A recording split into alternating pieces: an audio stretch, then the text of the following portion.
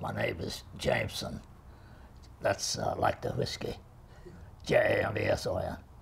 Miller Jones. And I was the third son of my mother and father, the youngest. And I was born in Corinth, Mississippi, in January the 8th,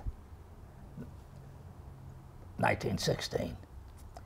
January the 8th is shared with Elvis Presley, who came along later. Corinth, Mississippi is, of course, the Old South, but quite different from the Delta and the coastal. Corinth is only 5 miles south of the Tennessee line. And as you know, Tennessee is really a border state. It was sort of half Union and half Confederate. And North Mississippi is quite different from Central and South Mississippi. My own roots, genealogical, are northward. And my father and his father were West Tennesseans around Bolivar, Tennessee. And their father and grandfather were from a little town in western Massachusetts. So that's really my antecedents. I'm not a old Southern aristocrat. A remote ancestor, I think he's a triple great-grandfather, was named Ebenezer Jones. He lived in western Massachusetts, close to the Connecticut line. Had several sons with and daughters too, and they all had picturesque names like Atlas, Andes, Luna, and there were several others. And he named one of them Calvin. And Calvin studied with some a group of doctors up there in Massachusetts. And when they thought he was learned enough, they signed a certificate about his education, which he carried with him. And he migrated south and to practice medicine. And he ended up near Wake Forest, North Carolina, and eventually married a North Carolina girl from up there. Her name was Temperance Williams. They ended up on a farm near Wake Forest, North Carolina. And he practiced medicine for a while, but also lived the life of a gentleman farmer, if I may put it that way. They weren't filthy rich, as they say, but they were prosperous. So they could educate their children, which they did.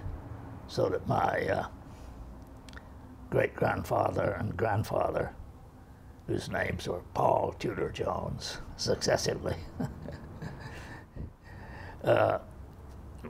were given college educations, and they were professionals, either doctor or minister or what have you. And they lived in various parts of the South. None of the family ever went back north to live.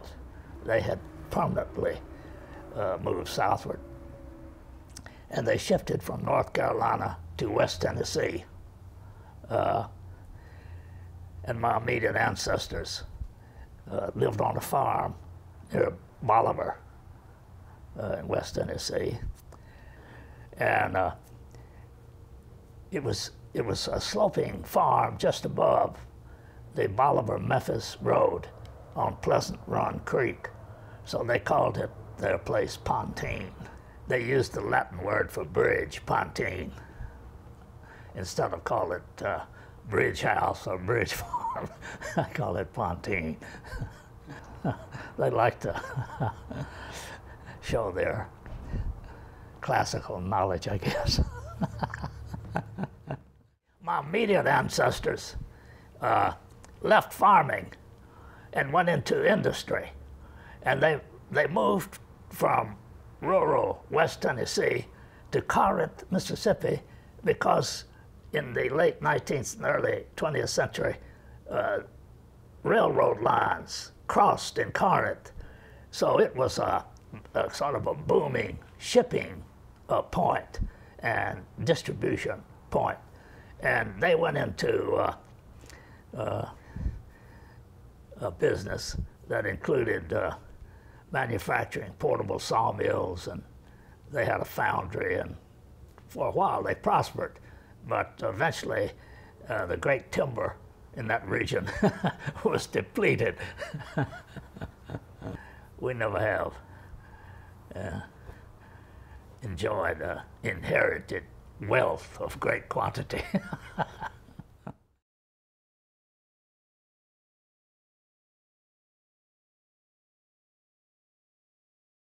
My father came from a family that had some substantial means, so he enjoyed a college education at VPI and became a mechanical, he got the degree of mechanical engineer. So he was in the machinery business, and they manufactured a portable sawmill, had an iron foundry and so forth. And growing up, the three boys in his family, all of us worked in the shop, you see. And I used to work in the foundry. Every weekend on a Friday or Saturday, they would heat up the outside furnace cupola, and they would throw pig iron in there and melt the pig iron, and it would flow out of the cupola into these big ladles, which they'd bring into the foundry proper and pour in the sand molds, you see, to make castings. The way that it operated, they had these big beams into which they packed sand around the model. And then they took the model out. They could open them up like that. Then they'd take the model out, and that would just leave this vacancy, you see, and they would pour the iron in there to get an iron casting. And I helped in there, and it used to amuse me because the men frequently, well, nearly always, referred to the changing of these molds in the feminine, and it amused me because the men would say, now turn her over, now gently, boys, let her down easy. She was always a she. And so I grew up in a machine shop. My father had a talent for drawing. He could draw horses running and so forth that just amused us children, you know, tremendously. Very few people can draw a running horse that looks like a running horse, you know, and he could do that. So he had that natural talent, and my mother was quite sympathetic, although she never painted or drew, but she was interested in antique furniture and collecting paintings. She never was a serious collector, but she liked to have something on the wall that was a little distinctive, you know, that kind of thing. My oldest brother became a minister, but he was interested in publication and active in the high school annual and things like that. He liked to draw. Then my next brother became an architect. He studied at Columbia in New York. It always reminds me of a story I think is real funny. In college, my brother, younger, the middle brother, Tom, we were friends with Carol Clore. And Carol Clore had a great sense of humor. And he was always one of the main producers of the annual carnival. We put on a kind of a satirical carnival, satirizing the Maid of Cotton and these serious things, you know. And Carol would write the script and was active in the production of the thing because we'd stage it, you see. And he was planning to become a cartoonist because he had a talent for drawing. And the story he liked to tell later, which was a fabrication, of course, was that he and my brother Tom roomed together for a couple of years, shared an apartment in New York City. And he said he was going to be a cartoonist until Tom Jones dragged him around to all those museums, and he said, "Oh, what the hell, I'll be a painter." So that's Carol. I knew my father could draw, and my brother Tom, when he went off to New York to architectural school, he started painting watercolors, and I'd go with him frequently. Well, there was one here somewhere. This shack back there was out in the northern part of our county, and I was with him. I sat on the ground while he painted the country house, shack or cabin, whatever you want to call it. But I never tried it. I never could use tools or make things. Tom made model airplanes. He could use his hands, and he could paint. And my older brother, Paul Tudor, could paint. He did that watercolor of Burford, which is a town in Oxfordshire. So I was around it all my life, and I admired it, but I never thought of, I just never tried anything like that. I didn't have the urge to do it myself. But I would like to go out with them and watch. And an amusing thing to me always, I like to tell the story, when Tom did this cabin up there out in the country from Corinth, this little girl was fascinated. She lived there, she was about 10 years old. And she came out and watched, open mouth. She never had seen anybody doing anything like that. And then she went in the house, and Tom said, "I'll bet her name is Lurleen." When she came back out in about 10 minutes, one of us, I can't remember which one, asked her, "What's your name?" She said, "Lurleen." That was a real triumph.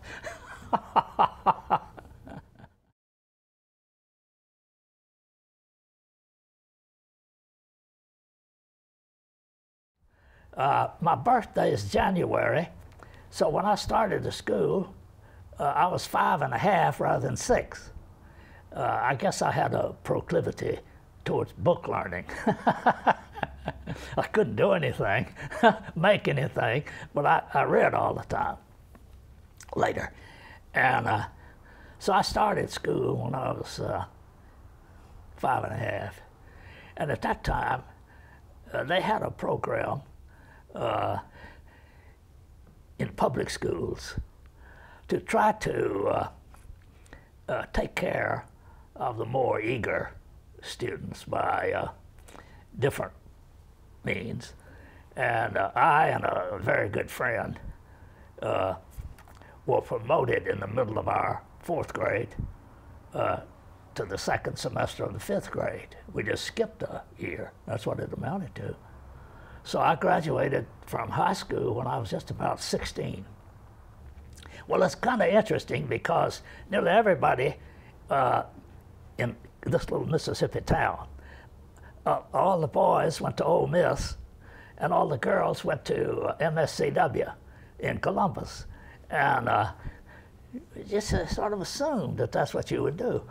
And we were Presbyterians. And once Dr. Deal, the president of Southwestern in Memphis, traveling around to promote the college and all that, preached in our church.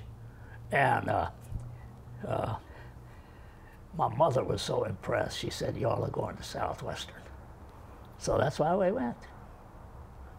And I was only 16. So I had a happy time and had some real good friends. But I always felt that I would have had more self-esteem if I'd been 18 rather than 16. And I felt very inferior socially because the girls were much more sophisticated than I was. And the boys maybe thought they were too. I think there were about 250 students. And they came predominantly from North Mississippi, East Arkansas, West Tennessee, from this region. And they had fraternities and sororities. And so the whole thing just enchanted me. I'd never had any kind of social life. Mother never did promote her 3 boys socially. And for example, none of us took dancing lessons or anything like that. I couldn't dance at all when I went off to college.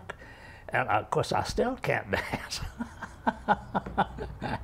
But I haven't seriously injured any of my partners that I know of. But it was just, it opened a new world to me, college. It just was a new world. We were, the long and short of it was, we were country people in Corinth, Mississippi. And at college, there were all these sophisticated Memphis girls and boys, you know. When I went to Southwestern, well, just to put it bluntly or frankly, I fell in love with a girl who was an art student. Well, I'll tell you how I met her. We used to attend church on Sundays, and my family were Presbyterians, so we attended Idlewild Presbyterian Church frequently. And at Idlewild Presbyterian Church, they had a balcony at the rear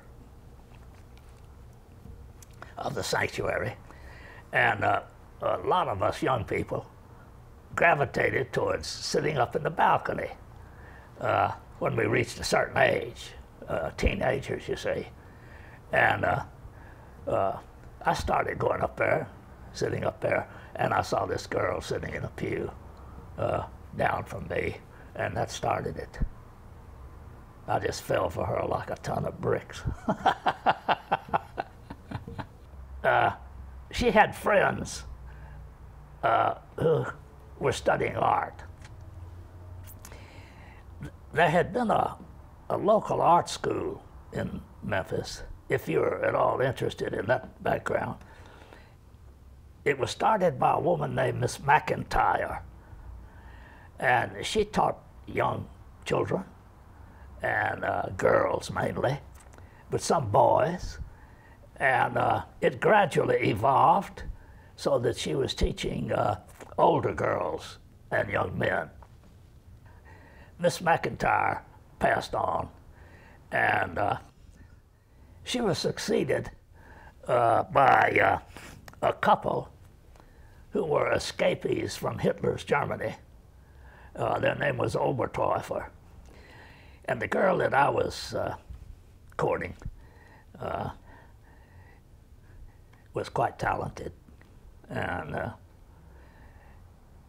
she just rejoiced in the Oberteufels.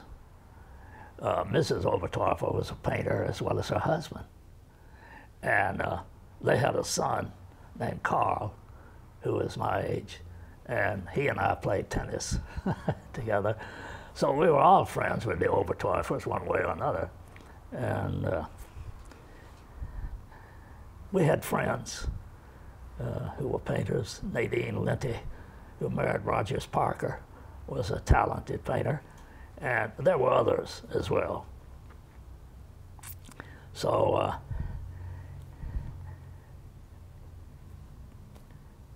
one way or another, I just knew the people in art circles that way. But Virginia McCallum turned out to be a very accomplished portrait painter. And you can see examples of her work still around in public places in Memphis. She later became Mrs. Bob McCallum. He turned out to be a wealthy dude.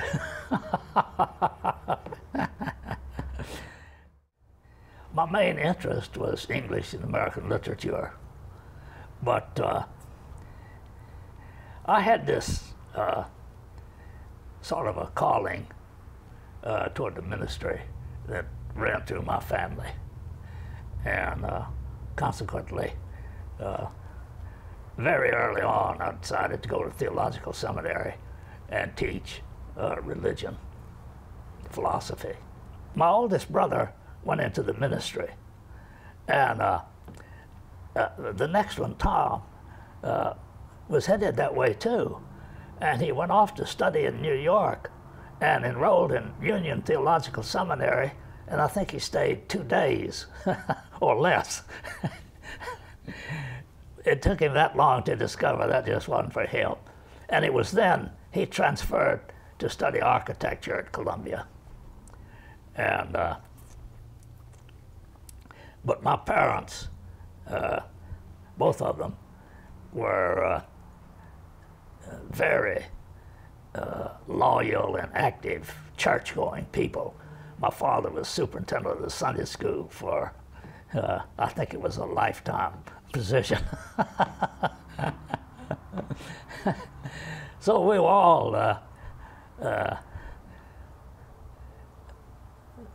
pointing in that direction. I attended Louisville Presbyterian Seminary just because my interest lay in that direction. And also, in my hometown of Corinth, Mississippi, there was a family named Caldwell, and one of their sons, Frank Caldwell, became the president of Louisville Theological Seminary. So I knew him and his wife, Fanny, and just kind of gravitated there. The seminary gave a degree they called a Bachelor of Divinity. It was kind of the equivalent of an MA, you might say, something like that. And it was a 3-year program. And you were supposed to, and you did, learn not only historical theology, church history, but how to preach, what made a good sermon and what a poor one, and so forth. I served my time in the summers and maybe other times, but I think just mainly in the summers, filling in for preachers who went on vacation, you know, and I would preach and just be a substitute minister for a month or two. But that's all. I never had any kind of experience as being a minister of a church. I knew all along I wanted to be a teacher. After the seminary, I'd learned by that time that to be a successful teacher in higher education institutions, you had to have a PhD. So I went to Duke University and got a PhD in philosophy and religion. And I finished there in the graduate school. I got the PhD, I think, in 1939.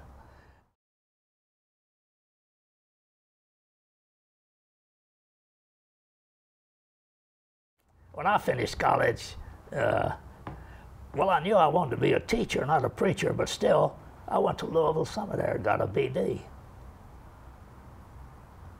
which from looking back on it was a real smart thing to do because I was exempt from the draft.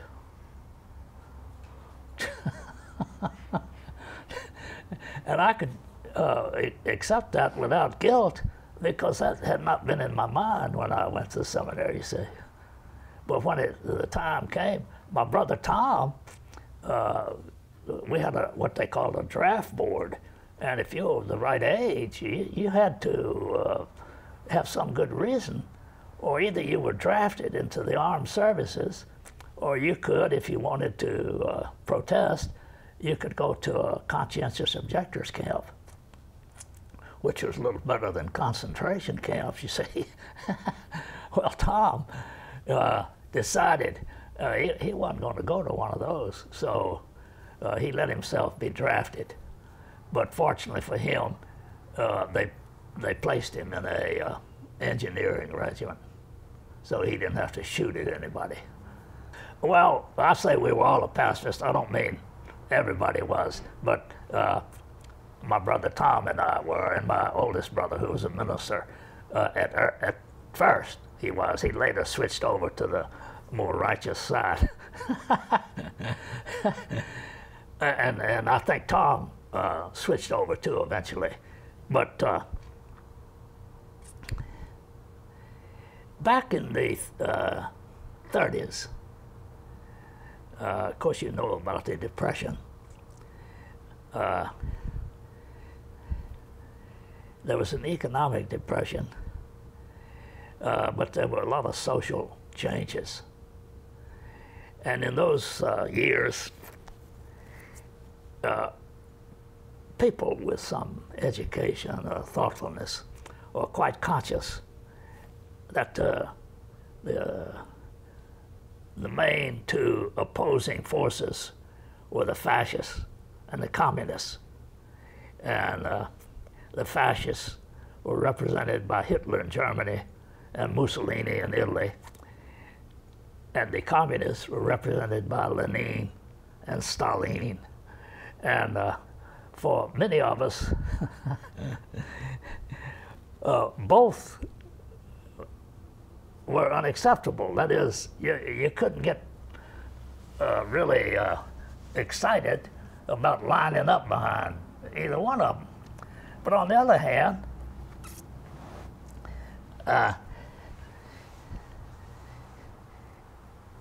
the whole business of nationalism and the military, all that became highly questionable to a lot of young people. We weren't unusual there.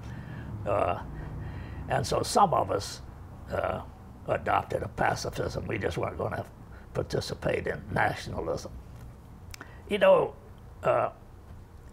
if you ask me, was this pacifism, for example, shared by quite a number of people, I'd say no. They were few, we were few in number. But there were sufficient so that we didn't feel like we were isolated, you see. We had friends. But if you should take the majority of students at the University of Memphis or Southwestern or Lemoyne ON, they just followed the mainstream of thinking. And some were leftist, maybe sympathetic toward the socialists. But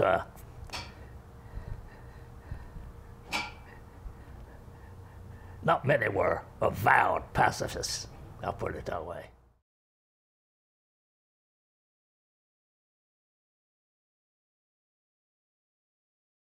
I was married twice. My first wife and I got married in '45, I think it was. And she died of cancer in '50. And my second wife and I were married in '52. And in those years,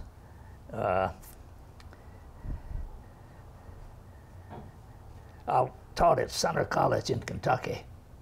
What courses had I been teaching at Center College? We called them Bible and religion, or Bible and philosophy. There was always a course in the Old Testament, the New Testament.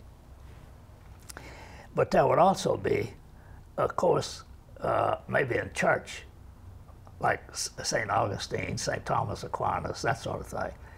And also a course in the history of Western philosophy. It wasn't a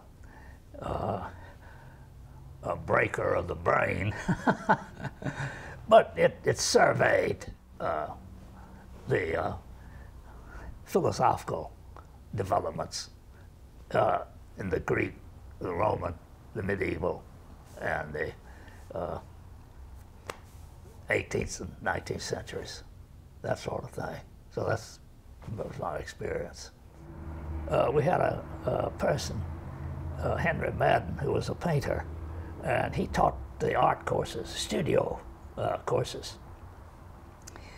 And he and I worked together and had a joint course on the history of Western art, where we studied the influence of the Egyptians, the Greeks, the Romans, and on up through Romanesque and Gothic.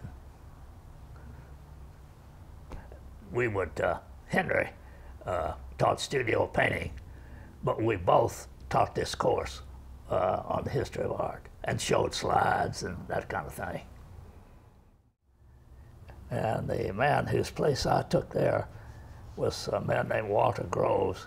He had left there to become a professor at Louisville Seminary. And he later resigned that and came back to be president of Center College, where I was teaching. And he and I were friends. And when Dot and I got married in 1952, I'm sure he never took credit, but I'm sure I owe it to him.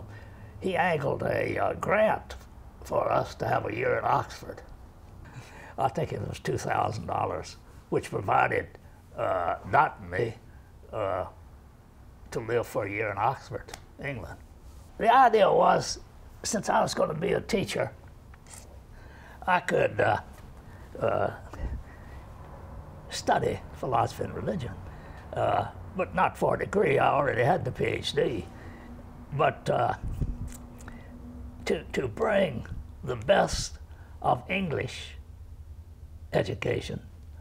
For example, Dr. Deal, the former president, had gone to Princeton, and he was much impressed by what he called the tutorial system, which imitated, learned from the British system, where a student worked with one tutor towards his advanced studies. So I came up under that kind of idea, and the grant I got they gave us a year in Oxford so that we could further that kind of education at Center. And we finally settled in Oxford after looking at Cambridge, and took an apartment on what they call the Woodstock Road, leading north out of Oxford. There's the Woodstock Road and the Banbury Road, and both these roads out have a certain stretch where there's a wide sidewalk and then shops along there that sell antiques or whatever. And I was walking along that sidewalk once in north of Oxford, Woodstock Road, I guess, and or the Banbury, and I noticed this cylinder out front of one of the stores. Had a lot of sticks or umbrellas, stuff like that in there, and the stick was in there. And I was only 36 years old, I think, something like that. Never used a walking stick or anything.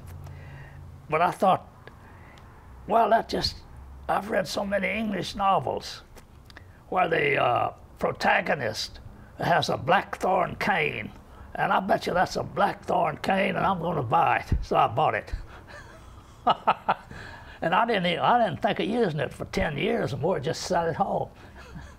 Then I found out that it's useful. I wouldn't be separated from it now. Anyway, we found a nice apartment out on the Woodstock Road in Oxford, and I got accepted as a recognized student at Christ Church, which is one of the eminent colleges in Oxford.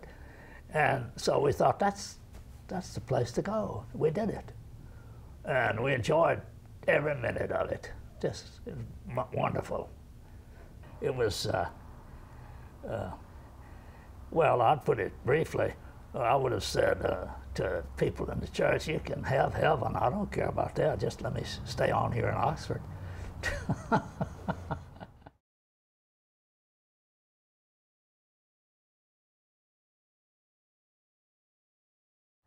We returned to Center College. But shortly thereafter, the president of Southwestern Rhodes, who by that time was Peyton Rhodes, and the dean, Johnson, came up to Danville.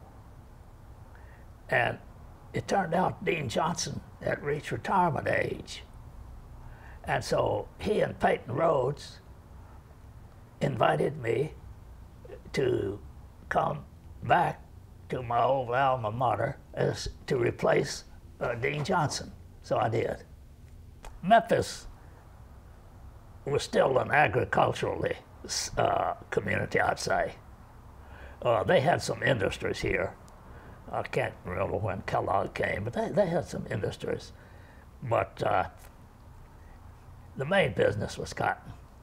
Well, this was 53 or 54, something like that. Of course, I still knew a lot of the old faculty that I'd known as a student, and they were uniformly accepting, pleasant, and I'd kept in touch over the years. I knew a lot of the newer people as well as the older ones.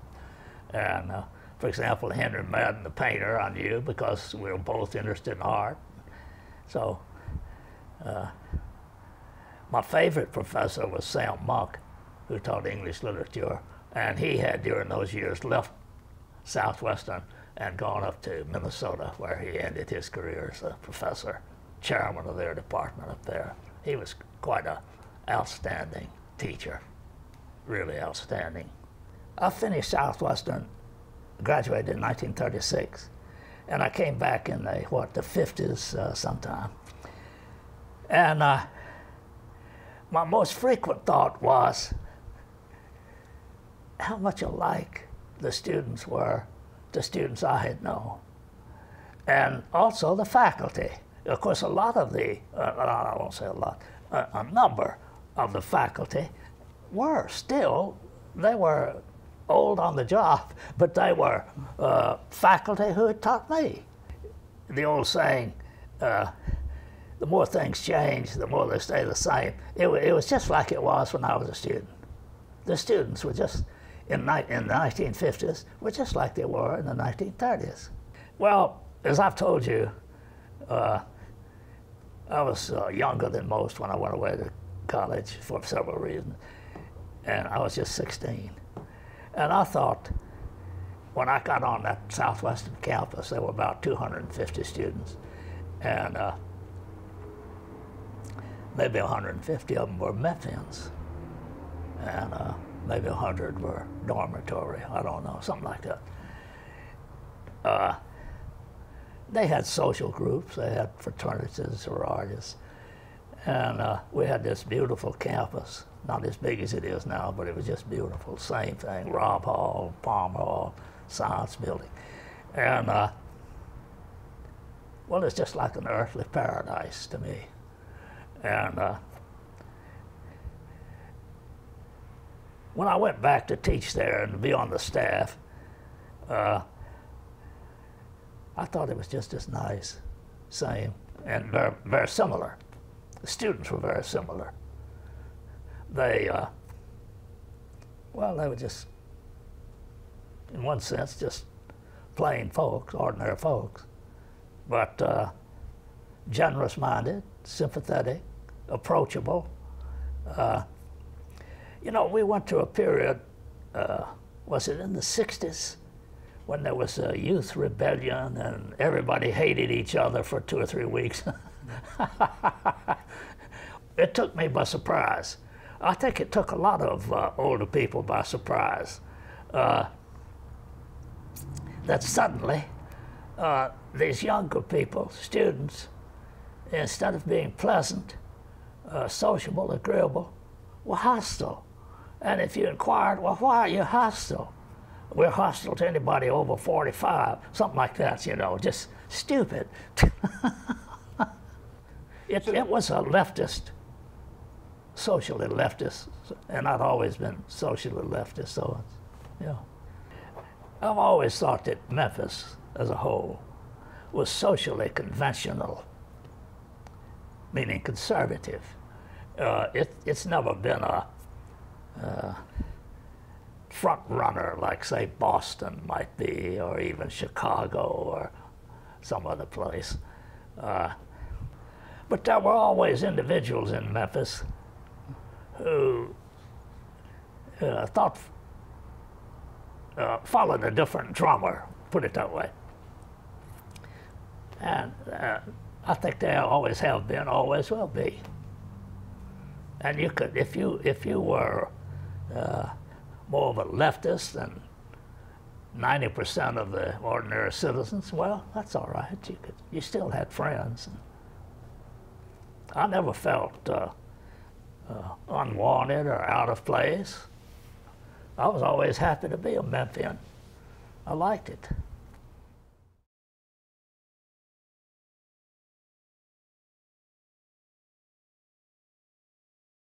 We were always patrons of the Brooks Museum, and I knew Louise Clark. She was older, but we were friends. And at some time, and I can't remember the right dates, a group of supporters formed a club called Art Today. And what purpose we had was to be an adjunct of the museum, but aiming to purchase or promote contemporary art. And one leader in that was Mildred Hudson. And I remember it well because by the time we were talking about now, the 50s, this was after the war, and there was a GI Bill, and I'm sure other people helped, but I'm confident Mildred Hudson was a main promoter of moving this little art educational activity into the mainstream of higher education. And I think she did it too, succeeded. And I remember it very well because I was on a committee that traveled around the South for a visit groups that wanted to get accredited for art teaching, and I was on the committee that visited the Memphis, what later became the Memphis College of Art. So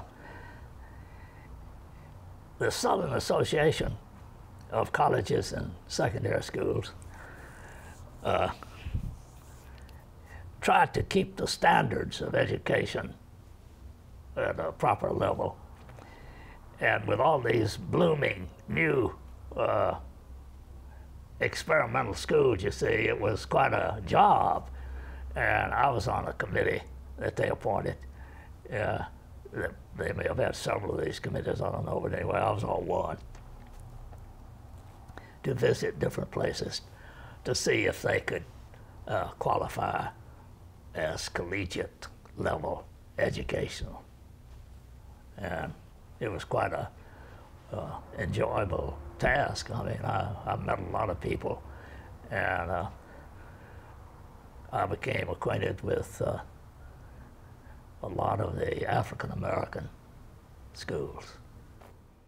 Well, you know, money is at the root of everything besides evil.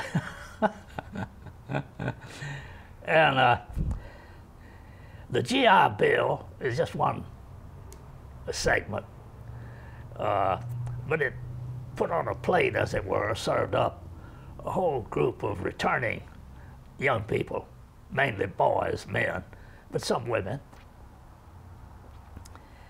who without that would probably have finished high school and just gone to work. But with that spur and support, they became applicants for collegiate higher education. So the enrollments just went up like that. And also the different types of school. You didn't just have your 4-year liberal arts people studying mathematics and chemistry and history and literature, but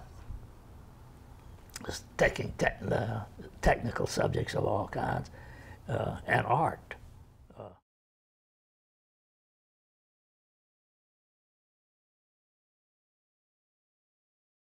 In those days, there was a long-time director of the Brooks Museum named Louise Clark, and she was a nice lady, but older than we were. But we would frequently visit the museum, and well, we knew Miss Clark to speak to her. And as I say, there was no Memphis College of Art at all. There was only the successor to Miss McIntyre's school, which later became the Memphis College of Art, or the Memphis Academy of Arts. It was first. And I don't know who arranged it, but either during Miss McIntyre's lifetime or right after that, a group of Memphis citizens, and I can't tell you name them all. Anyway, I'd leave out the most important one if I tried to. And they established an art school with an arrangement with the city that the city would always provide a building if they would provide salaries for the teachers. And it was then the period when people were leaving Europe and coming over here because of Hitler that the Obertorfers came. And they ran this school for some years, and it later became the Memphis College of Art. Miss McIntyre's school for girls, art, mainly girls, but a boy or two now and then. No degree, nothing like that, just a school. It evolved, and eventually a woman named Mildred Hudson became the director of this activity. And she saw the need for it to become an accredited place. And after that, they could include in their curriculum liberal studies like history and literature. They never offered any science courses as such, I mean, a laboratory science. But they became more of a general purpose collegiate institution. The Art Academy found a use for our teachers of English and history and things that they couldn't maintain a fully paid position. And of course we had a working relationship with some of our students to study studio work at the Art Academy. So it was a give and take affair. but quite active. And I can't remember when Ted Rust came, but all the time during his tenure, there was a good relationship there. And when I got tired of curriculum committee meetings and being dean, all I had to do was call up Ted and say, look, Townsend Wolfe is his associate. He left and went to a museum in Arkansas. I said, I see Townsend has left you. What about considering me? He said, come on over. Well, I had this long association with the art world. Informal, but close. I knew all the teachers. I knew Callicott, Fayers, all those people. And McIntyre, Seyfried, Sanjin. So I just thought it was a refreshing move. At some point, it became the Memphis College of Arts. The thought was it would be a clearer expression of our real purpose and status than the old name, the Memphis Academy of Arts. So they changed the name at that time. I guess I was hired as associate director. I'm not sure. Of course, I had a lot of experience in colleges and college administration. And Ted wasn't interested in the curriculum as such, or hiring faculty or not hiring them or promoting and all that sort of stuff. So that's what I did. Ted was more of a, well, I don't know, he was a unique administrator. There's only one of a kind. As a college administrator, I had, well, by necessity, become acquainted with all kinds of social changes. And among them was the racial thing. And another was the gender gap. And in the old days, women were frequently paid lower salaries than men just because they were women. And Ted had nothing against women per se, but he was not a pioneer for social change, I'll put it that way. So when I went over there, I discovered that there was quite a disparity in salaries. The men, no matter whether they were better or not better, they were making higher wages than the women. So that's one thing we changed. At one point, the Ford Foundation announced that it would be making grants if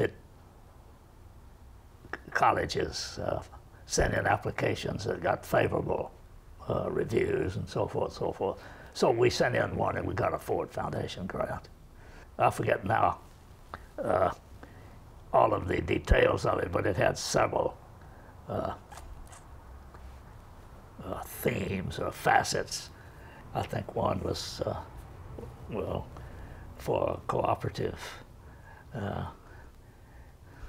meetings with other faculties from other colleges and universities, including African Americans. It was kind of a cooperative thing.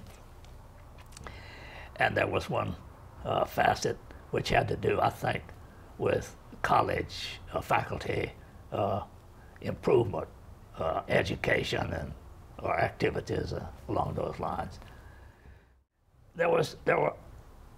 I've lived in Memphis off and on ever since the 30s, and there were always people associated with art. Some of them were my friends, and the Brooks Museum was always a respected place to offer art shows, and both contemporary and traditional. And but it was a limited group. There never was mass movement, you might say. Come on now, folks, and let's get religion or let's get art or something. I never was conscious of anything like that. It was always a few people. Have you ever seen a group of artists that came together? That doesn't mean they were hostile to each other, but I don't know how to express it. But I don't think any of them would have said, all right, girls, boys, let's get together and go over there and wipe out that art department at the University of Memphis.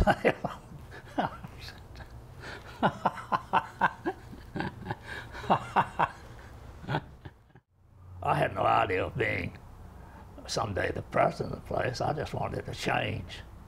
But I was the interim director for a while. And they got one or two people that just didn't work out. They stayed a very brief time. And then finally they got Jeff Neeson. I never was really at home anywhere except with teachers and professors and artists. I was on several boards, but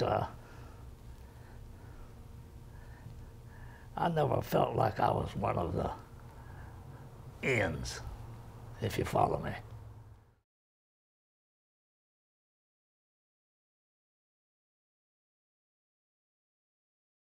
Ted had no status front. His only uniform was shirt sleeves.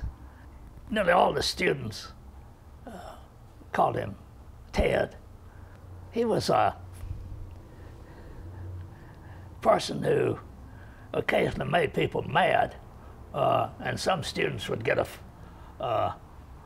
mad at Ted and, you know, bad mouth him and so forth and so on. The same was true of his relation with the faculty. Some he got along with, some he got along with all the time, some he got along with most of the time, some sometime.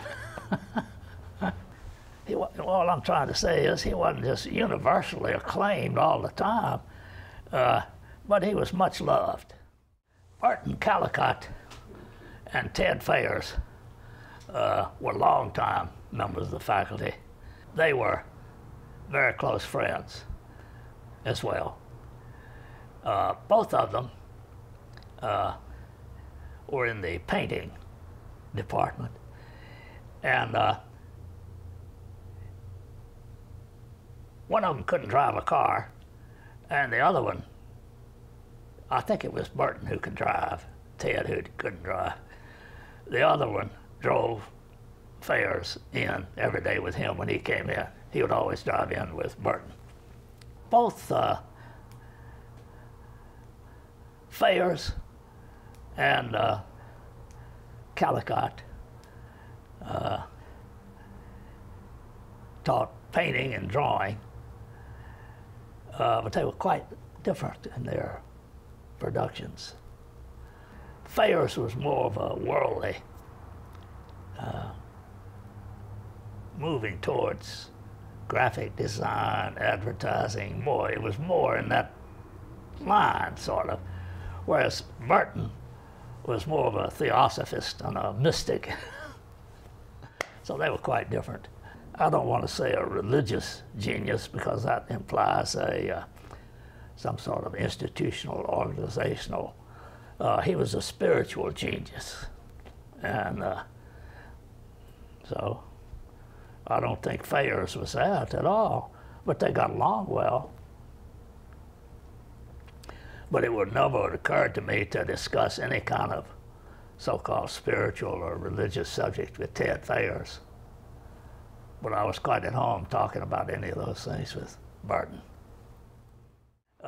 J.D. Kelly left shortly after I joined the faculty. And just recently, somebody showed me some of his paintings. I thought they were just magnificent. I didn't realize that he could do that, you see, because I didn't see any traces of that on the walls or anywhere else at the academy. I just didn't know what J.D. could do. That's an example of somebody who was a standout, and I didn't know it. Of course, Dolph Smith, and he's a great friend, and he and Jesse are both loyal alums, and they're just wonderful people. Of course, I admired the work of both of Seyfried and McIntyre, but McIntyre is one in a million. Downing, I had mixed feelings. He was a wonderful fellow, no question about it, and an ardent supporter, but he was sort of a go-ahead, opinionated person, whereas somebody like Ben Goodman was much more tactful, diplomatic, and sort of approachable. Downing, I always felt like I had to be on my best behavior.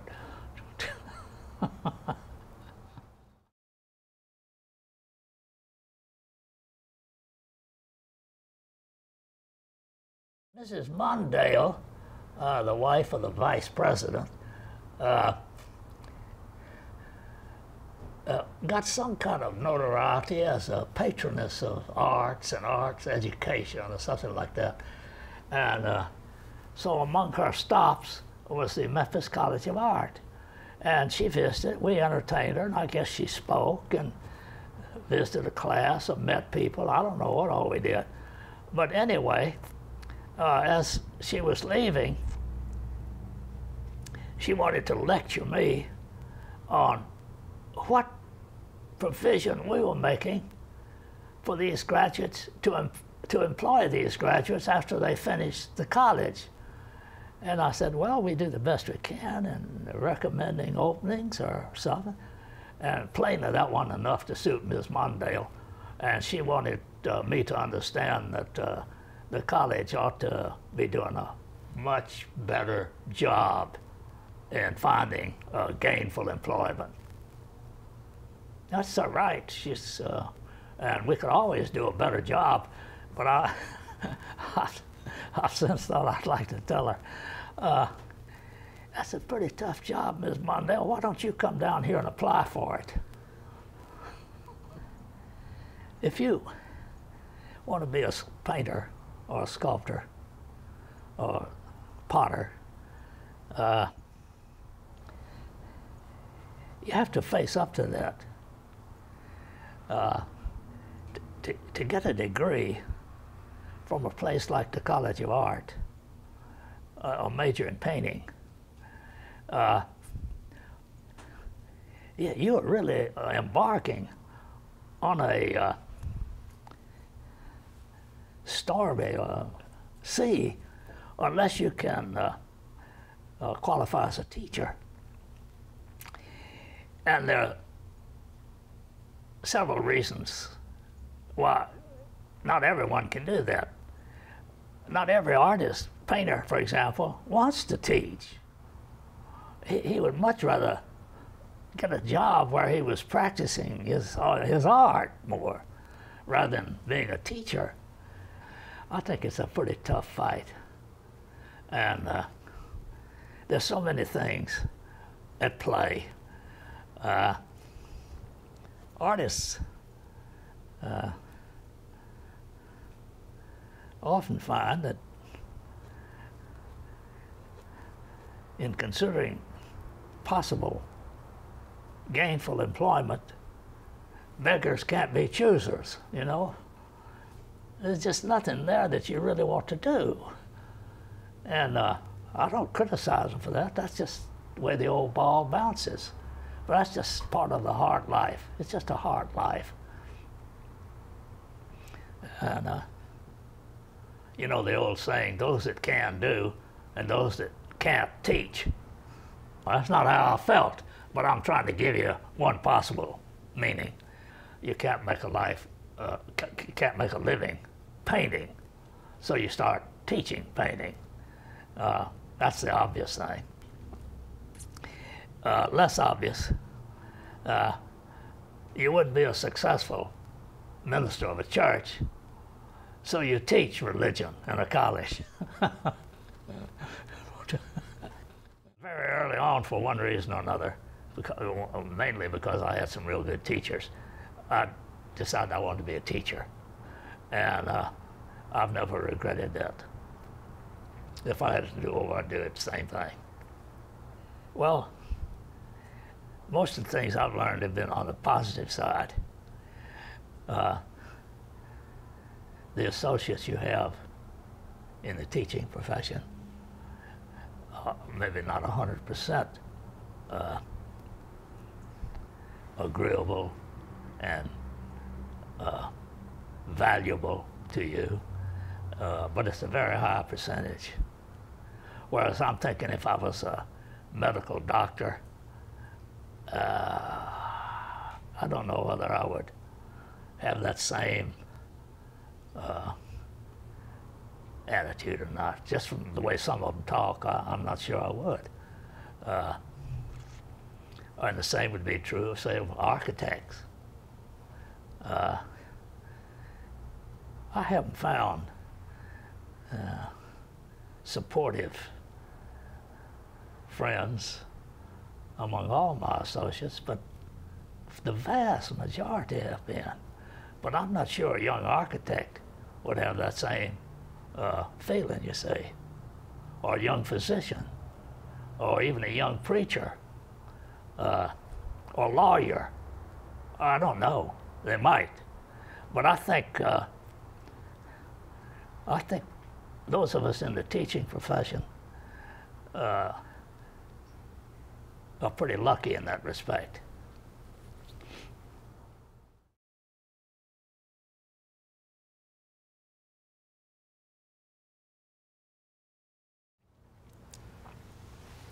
I think I took it up for myself just because I went out with my brother Tom so often when he was doing watercolors, and I would just sit there, and I finally thought, well, why don't I just fiddle around with it myself? So I started.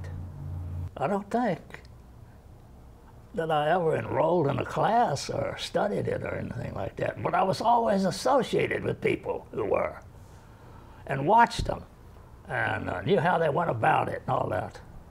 When I started doing them some years back, I got interested, and I painted just naturalistic representations of Robb Hall, maybe Palmer Hall, I forget which hall, but a number of those Rhodes College buildings. And I just did it to give to my friends. I gave one to Milton Ann Brown, and Sally Hess, well, I don't know who all, but I gave them people. I always just painted for myself. I never sold anything. And if I thought Milton and Ann, if they expressed some interest in something, I'd just give it to them. That was it. And I had a lot of fun painting those Rhodes College buildings, you see. I'd lived in one or two of them, met classes at Palmer Hall, you know, and things like that. In later years, on Saturdays and at night, or after I retired. But before that, it would be when we were on vacation. And I'd see a sign, if we may be on vacation at Noblet Lake in Missouri, and I'd see this little river with trees, I'd paint that, you know. I spent more time at it and worked harder at it, but I never took my painting seriously. And when they had this show out at Rhodes College not too long ago and showed several of my watercolors, I thought how ironic it is. My brother Tom was a real watercolor painter, and he never got a show at all. And here I was just a dabbler, and they give me a show.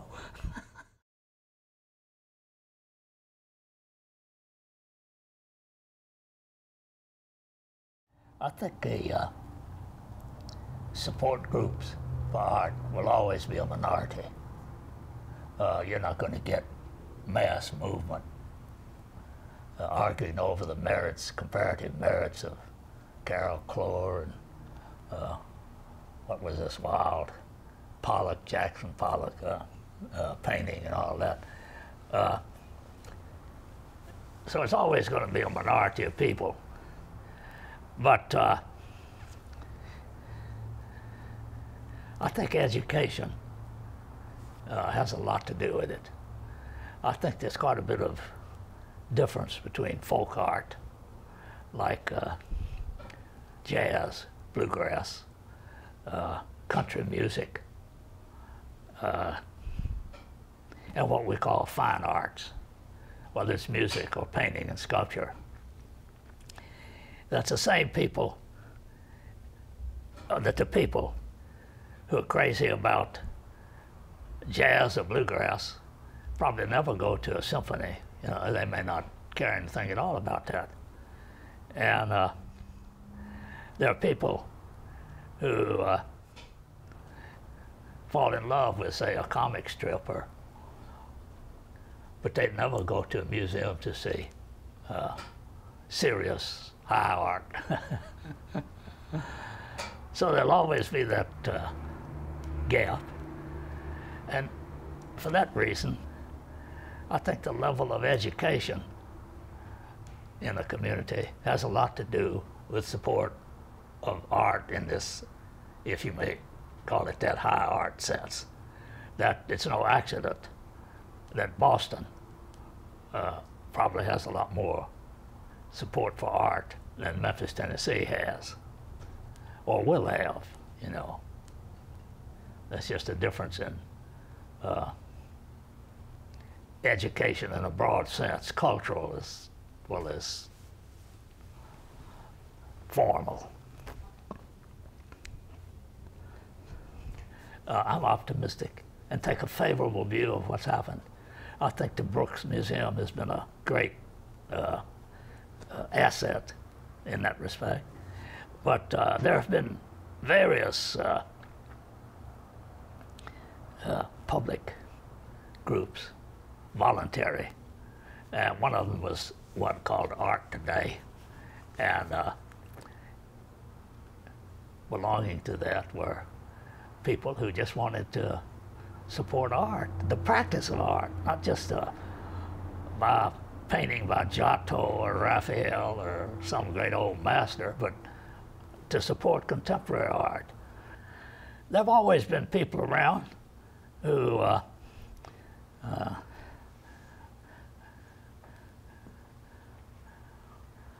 wanted to support the practice of art. Either maybe they were